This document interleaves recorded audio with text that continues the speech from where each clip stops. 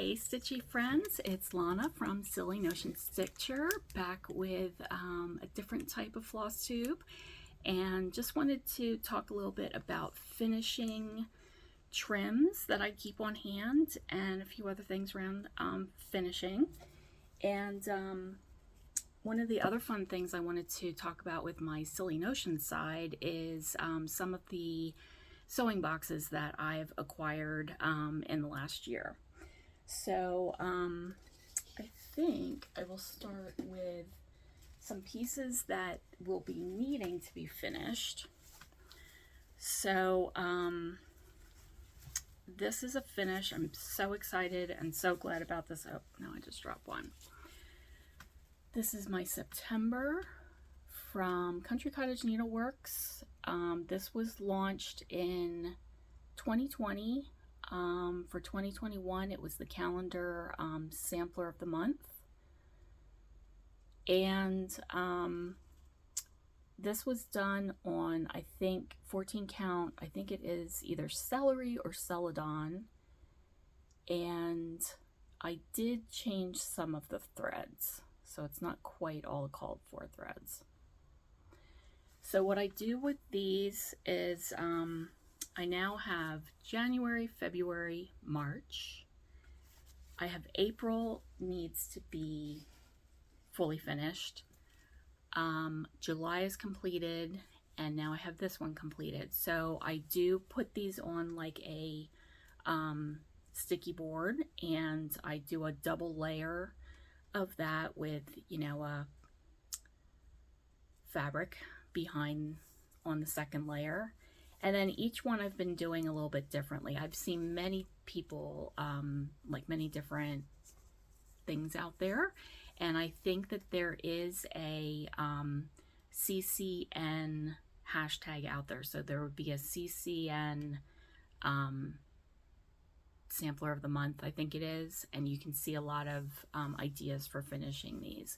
So I've often done bows at the top, but sometimes I have them to the side. I've done custom fabric buttons with the little button kits that you can get at Joanns in the Notion section. So it's just kind of fun to sort of tie together the whole theme and do some of the little doodads with, you know, buttons that correlate or coordinate. So I love, you know, sort of the apple theme here. There was a ribbon I saw at Hobby Lobby that I would have loved for this. It had all these different colored pencils, but it was a little too, the colors were a little too bright, and so it leaned towards crayons and a little too child-oriented, but, you know, so I'm gathering my ideas for what the final finished touches are, and I have my sticky board ready to go for this one. And I am currently, sorry about that, working on this one for August. So this is good. Oops, this is going to be a definite finish. So I just have another sandcastle to make. I have to put my eyes on my seagulls there. Now you'll notice this loveliness in here. I may be ripping out all of the turquoise. When I worked on this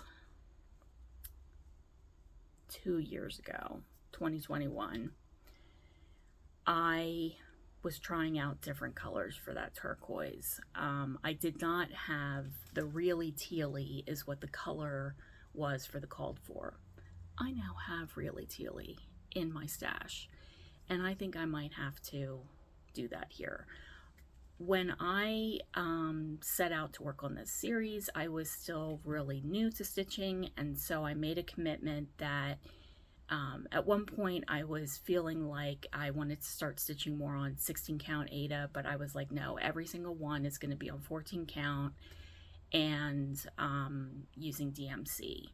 So I pretty much, yeah, I've used DMC for all of them, but I will make an exception with the really tealy.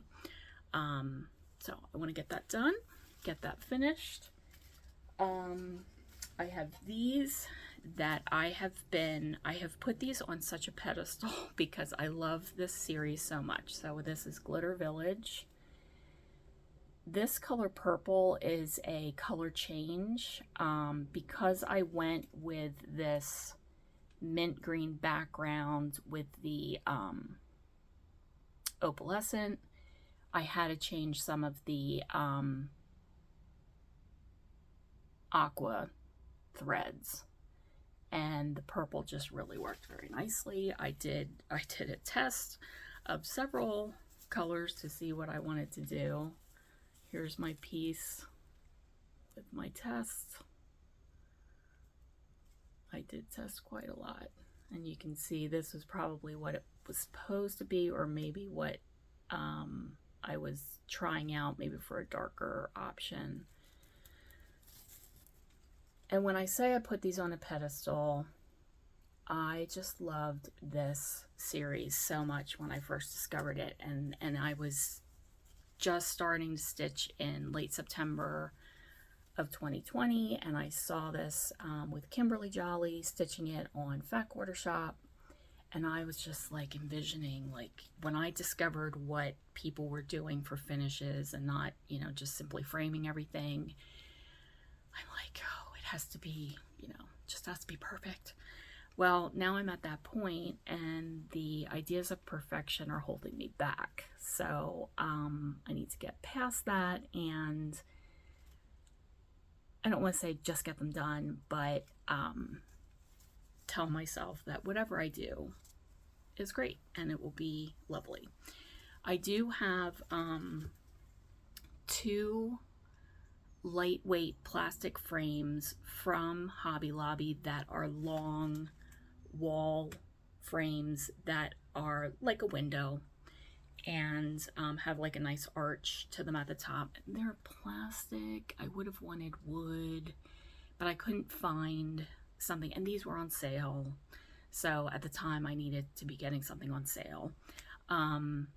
They have a little bit of a silvery over paint on the, they're white with this little silvery business, and they have the little clips in each window. So I'm planning on just doing flat boards, very similar to how I am doing the samplers on sticky board, but then with pom-pom trim around the edge. And however, I still want glittery accents to the fabric that's going to be on the back, if there's going to be fabric that shows on the edges. And so that's where we go into the trim rabbit hole. So I first saw these shapes when I thought this would work for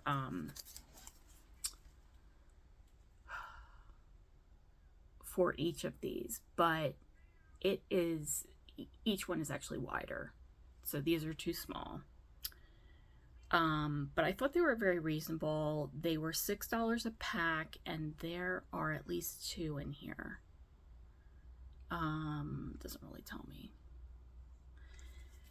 So they will get used for something else. But I do like the shape. I don't know if I would do that for these.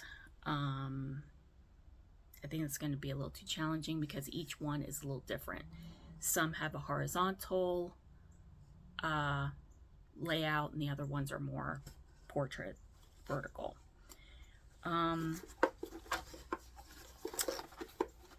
So I went to Hobby Lobby, and I was thinking, oh, surely they will have the perfect trim for this. What I envision with this series is getting into pinks and aquas and teals, like glittery garland pieces. And I can see it in my mind that I've seen it at Hobby Lobby. Well, I went, and it was probably still, it was the last weekend of July. They didn't have quite that sort of thing. They have Christmas out, of course, but not that. And I wanted a little more dainty. They had some in like the pinks and blues or aquas, but it was like big balls and things, and I'm like, no, no, no, you know, can't be that. What I did find is more opalescent action, so it doesn't want to focus in on that. So I have that width and I have this width because I just wasn't quite sure which one I preferred. I don't know if that's making it go focus. So figuring out how this is all going to go together. And then in the other range of trims, I have a whole variety that I now keep on hand. So also from Hobby Lobby is this velvet piping. I use this in my Corgi Love little Queen Elizabeth pin cushion, so you can go back and look at my Stitch Mania video. Stitch Mania and coronation stitching is what the cover says. And I really just like having these on hand because you never know when you might want to embellish a project bag. Oh, I found more glitter. So this reminds me of the raw linen that is the called for. I don't know if that's, there we go. And so it has a little bit more of like a champagne type color. I thought this, oh, this I picked for my September sampler.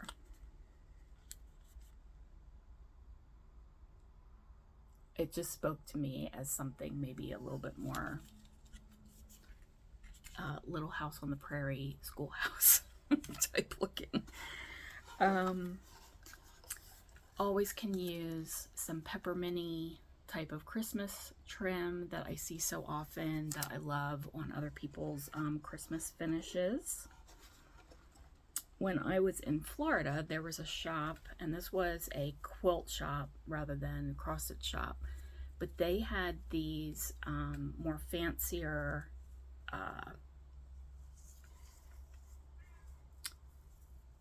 oh my gosh, rickracs. I wanted to call them zigzags. I need to do what Carol of Saltbuck Stitcher is so wise. She's just so wise.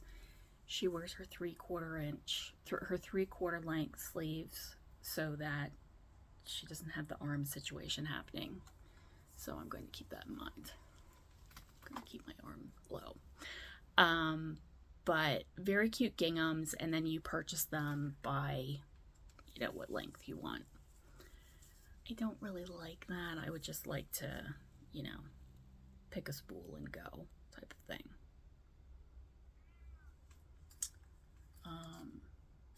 Okay, my poor kitty is down at the bottom of the stairs crying for me, so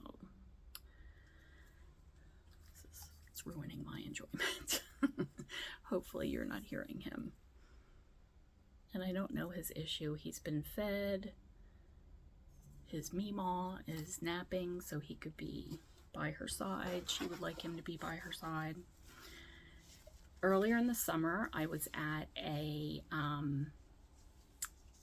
samplers and sewing antiques show in Upper Perkiomenville area of Pennsylvania, and they always do a rummage sale, and so I think they have quite a lot that they keep in stock that people must add to over the year. It's similar to like quilt guilds, and I'm sure stitching guilds where people donate their stash when they've moved on.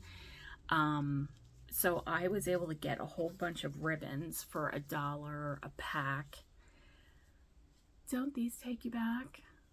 Like some velvet action. I'm pretty sure these are like, you know, true vintage 80s type. Maybe not, but kind of seems like it. This is like almost like a corduroy, but I thought, oh, I could probably use that. $1 for that much. This,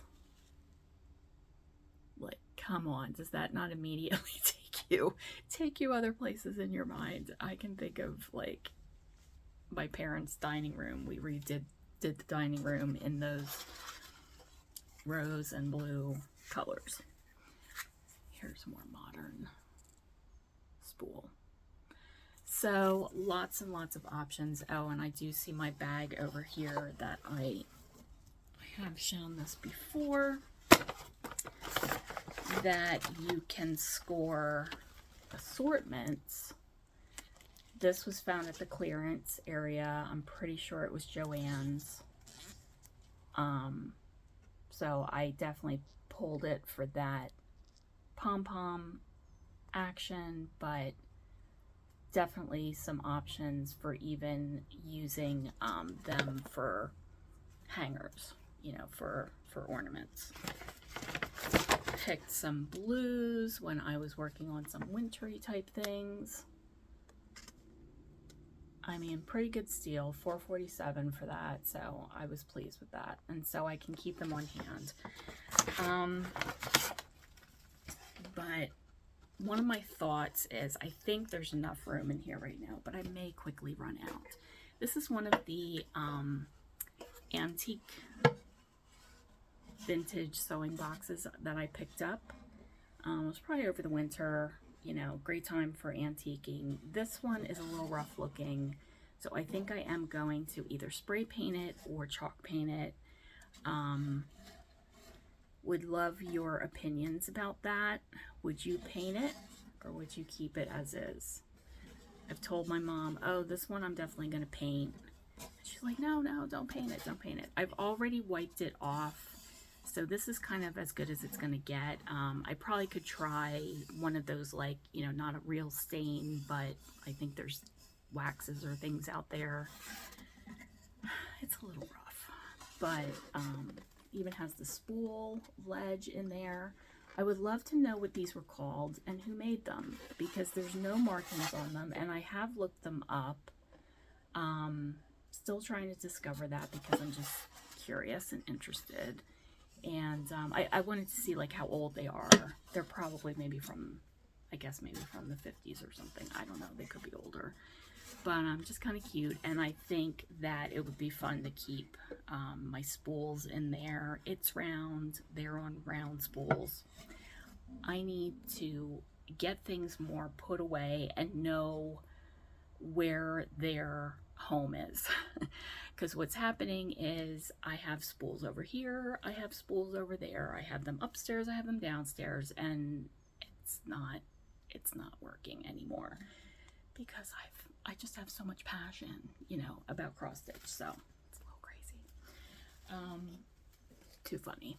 But this is another one, and I purchased this one, I believe, last fall. Actually, no, it was more, might have even been December or in the spring. I did a little yo-yo sewing class, and the instructor had a box similar to this. It was a little bit bigger, and she said it was her mother's, and it was just so cool. I am so thrilled then that I found this soon after that, because I like this shape a little bit more, and and this is a common one I've kind of seen out there, and it's a little bit smaller. I think it's the perfect, this is some pom-pom trim, intended probably for my glitter village, we'll see. But I think it's like, right now it's like the perfect width for having, my friend Kathleen's going to be laughing hysterically as I pull out this hunk and then this hunk, but they do kind of lay in here nicely, but it is definitely, you know, not terribly color coded, but it's a place to at least know where they all are. What's going to happen with this, I just purchased a lot of those DMCs, and I got them on the Joanns sale that happened earlier like in July, and they will be going in kits. So I now have more project bags, and I'm all ready to get some more things kitted up. So that's what's gonna happen. So thanks for tuning in. This is just like a little special edition of FLOSSTUBE, and I hope you liked it. Please like and subscribe if you liked it, and ring the bell for notifications. I really appreciate it, and happy stitching. Would love to hear from you. Yeah, so would you paint something like this? This one I won't be painting, but this one. All right, keep stitching. Bye-bye.